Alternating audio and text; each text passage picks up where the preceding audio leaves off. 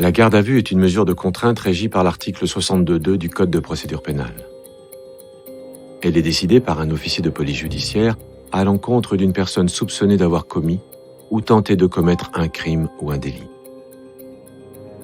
Bienvenue dans Garde à vue, le podcast. Mardi 30 mai 1995, Saint-Andéol-le-Château, une petite ville de 1200 habitants au sud de Lyon. Il est 20h30 quand les pompiers maîtrisent l'incendie qui ravage dans un lotissement la maison de la famille Bébien. Dans les décombres, 4 corps, les parents et 2 de leurs enfants, Vincent, 21 ans, et Aline, 16 ans. Mais tous sont morts avant l'incendie, abattus à bout portant par la même arme de calibre 22 long rifle. Saisis de l'affaire, les gendarmes de la brigade de recherche de Lyon ne retrouvent aucune arme dans les décombres. Très vite, ils ont une conviction. Ce quadruple meurtre ne peut être l'œuvre que d'un très proche. Les victimes ont été tuées au fur et à mesure de leur retour dans la maison ce jour-là.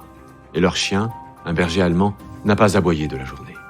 Les gendarmes resserrent leur étau sur les seules personnes à qui ce drame peut profiter. Samantha, la fille aînée de 25 ans, seul membre de la famille encore en vie et unique héritière. Et Éric Bruyas, son mari, âgé de 27 ans. 2 semaines après la tuerie, le jeune couple est interpellé à son domicile et conduit dans les locaux de la gendarmerie de Givors.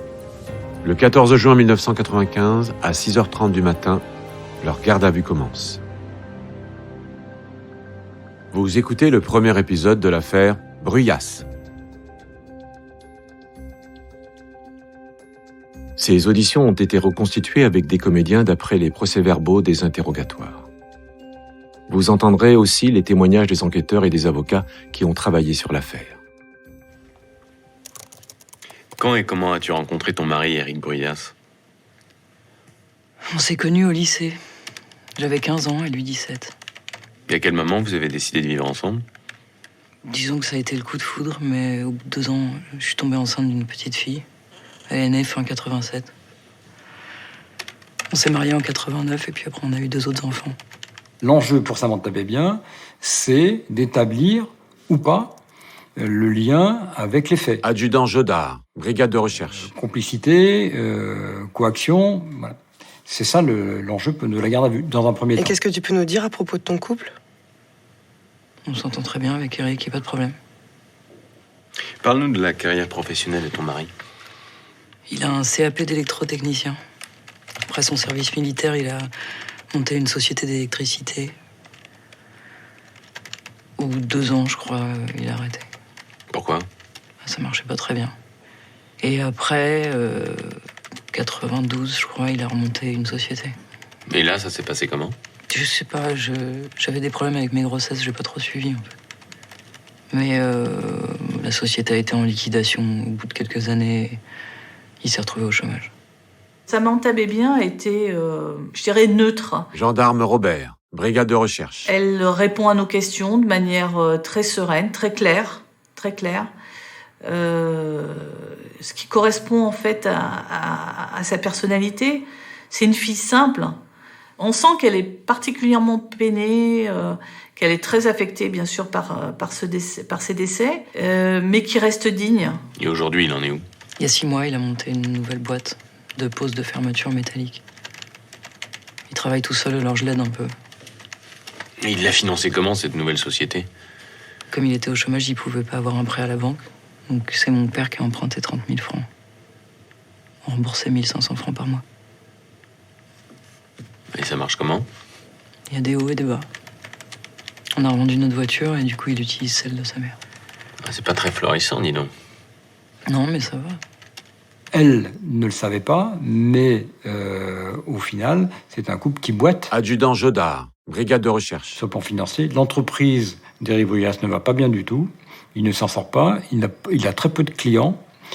Il a des dettes, notamment vis-à-vis de Bébien père. Et il ne sait pas comment rembourser ses dettes. Ce couple semble un petit peu, je dirais, en opposition. On a une femme qui est très tournée vers ses enfants, qui vit dans son petit univers de l'appartement à ses parents. Mais ça ne va pas plus loin, elle n'a pas de réelle ambition. Elle n'a pas envie d'évoluer, elle n'a pas envie non plus de se tourner vers l'extérieur, un petit peu comme si elle était confinée dans une prison. Quel est ton emploi du temps dans la journée du 30 mai? J'ai emmené les enfants à l'école à 8h15. Je suis revenu les chercher à 11h30. On a déjeuné. Et puis je les ai ramenés à 13h20. Après, je suis revenu les chercher à 16h20 et j'ai aidé la plus grande à faire ses devoirs. Vers 6h à peu près, ils ont pris leur bain. Ça montait bien un alibi. Le fait de ne pas avoir quitté sa maison, le fait d'avoir établi ces différents déplacements à l'école notamment, correspond à la réalité. Et il paraît difficile qu'elle ait participé aux assassinats. Est-ce que tu peux signer sur toutes les pages, s'il te plaît? Les gendarmes décident de maintenir Samantha en garde à vue même s'ils ne la considèrent plus comme suspecte.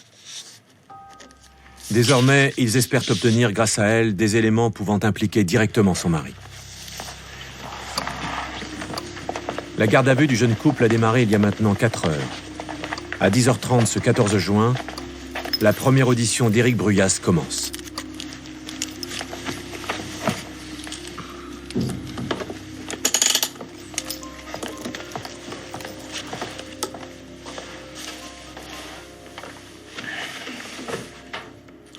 Est-ce que tu connais l'emploi du temps de ta belle famille le 30 mai, jour des faits? Oui. Odette, ma belle-mère, elle était infirmière à l'hôpital de Givors. Elle travaillait toujours de nuit, de 9h le soir jusqu'au lendemain 7h.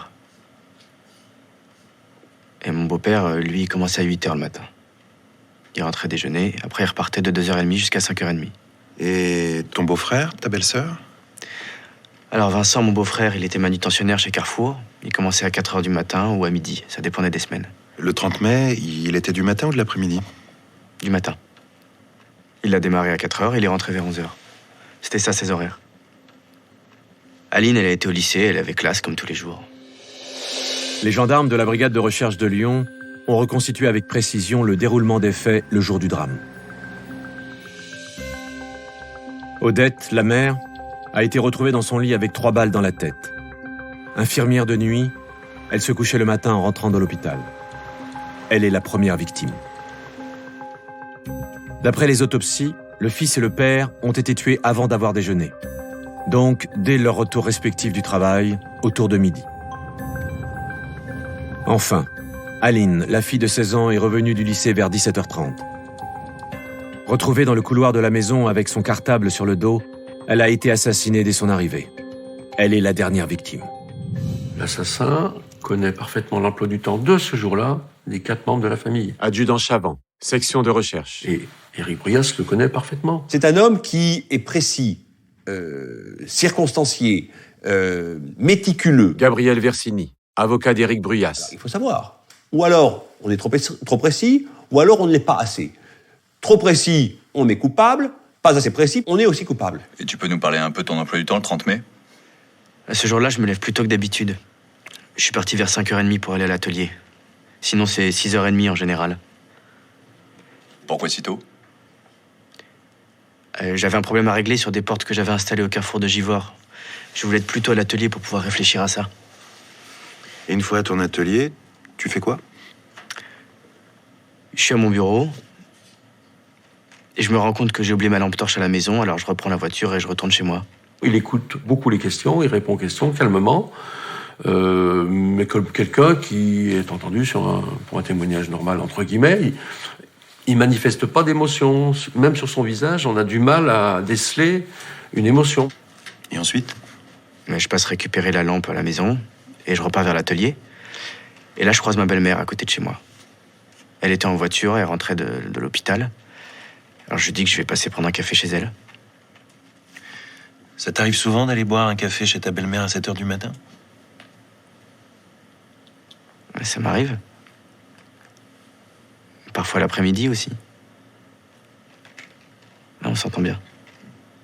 Quand Éric Bruyas dit qu'il a rencontré par hasard sa belle-mère, moi je suis persuadé que c'est des histoires, c'est du flan. Là, tu arrives à quelle heure chez elle? Exactement. Vers 7h15, 7h30. Odette fait un café.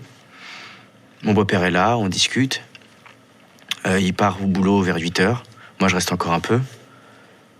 Et vers 8h30, ma belle-mère me dit qu'elle va se coucher. Alors, je reprends la voiture et je repars à l'atelier. Et tu y restes combien de temps? Ouais, toute la matinée. Je suis rentré chez moi vers 12h30 pour déjeuner avec Samantha et les gosses. Et puis je suis reparti 1 heure après. Là, j'avais des trucs à faire. Un rendez-vous dans une école pour un devis. Il fallait que je récupère une facture chez Castorama. Et puis je suis retourné à l'atelier. À quelle heure? 4h15. Et demi, peut-être. Je sais plus vraiment. T'es ressorti? Non. J'ai dû partir vers 6h30. Je voulais pas rentrer tard. Je savais que Samantha avait préparé des crêpes pour le dîner. Et on devait regarder Superman à la télé avec les gosses. Et Samantha, elle est là? Elle t'attend pour le dîner? Quand j'arrive, il n'y a personne. Je trouve un mot de Samantha sur la porte qui dit « monte vite ». Il y a le feu chez mes parents. Alors je reprends tout de suite la voiture et je fonce à Saint-Andéol. Là, quand j'arrive, il y a les pompiers, les gendarmes. Et la maison brûle. Éric Bruyas était quelqu'un de froid, complètement détaché des faits qui venaient d'être commis, des faits graves qui venaient d'être commis. Chef Chiapolino, section de recherche. Il était... on n'aurait pas pu penser qu'il s'agisse d'un criminel potentiel. Tu signes là? Merci. Après 3h30 d'audition, Éric Bruyas est reconduit en cellule. Son emploi du temps le jour du drame est immédiatement transmis dans le bureau d'à côté aux gendarmes en charge de la garde à vue de Samantha. Ils vont maintenant resserrer l'interrogatoire de la jeune femme sur le comportement de son mari ce soir-là. La première audition a été relativement basique, on fait un ensemble, et là on progresse en fait vers notre hypothèse de travail, qui reste celle de son conjoint. Ton mari s'entendait comment avec ta famille? Ma famille, c'était comme la sienne. Il est fils unique. Il a perdu son père quand il était petit. Vincent et Aline, c'était comme son frère et sa sœur. Moi, ma famille, c'était sacré. Tous les 15 jours, j'étais chez mes parents. Tous les 15 jours, mon père, le vendredi soir, venait chercher mes enfants et passait le week-end chez mes parents. Samantha Bébien. Ma petite sœur, c'est pas ma petite sœur, c'est mon premier bébé. Et j'arrive toujours pas, 22 ans bientôt après, j'arrive toujours pas à dire c'était. C'est mon premier bébé. Éric Bruyas est complètement lié à cette famille. Il est très très proche d'eux. Les quelques vidéos qu'on va retrouver lors des perquisitions vont démontrer que le week-end d'avant, ils étaient en train de fêter la fête des mères, tous ensemble. Et là, on voit bien que ce sont des gens unis et des gens qui posaient aucun problème. On voit de nombreux passages où apparaît Éric Bruyas.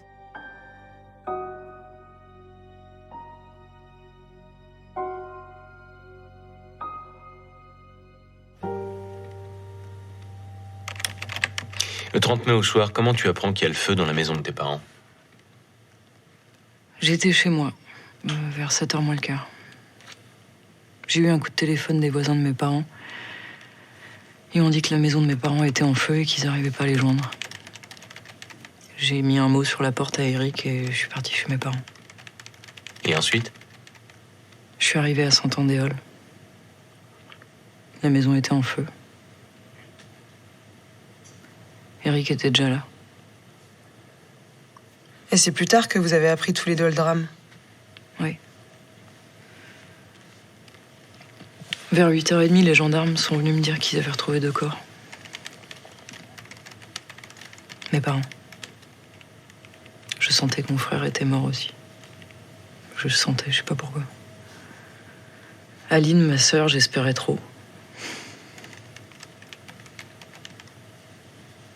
Elle, c'était mon bébé.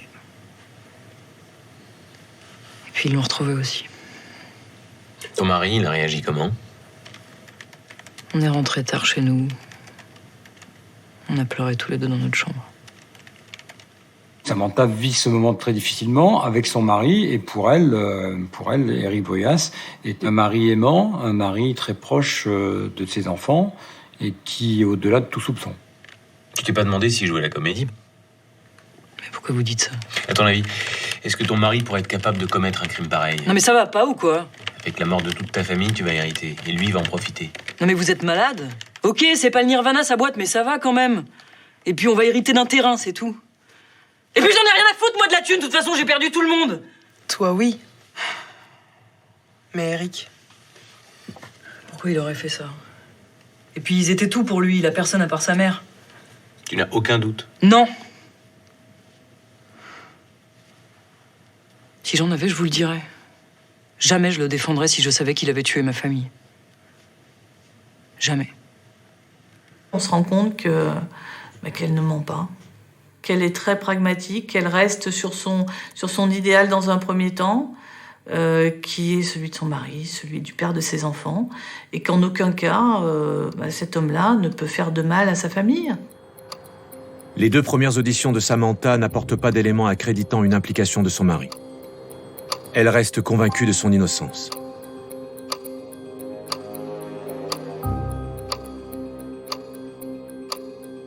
Vous venez d'écouter un épisode de Garde à vue. Retrouvez bientôt la suite. Et d'ici là, n'hésitez pas à vous abonner à ce podcast et à lui mettre plein d'étoiles.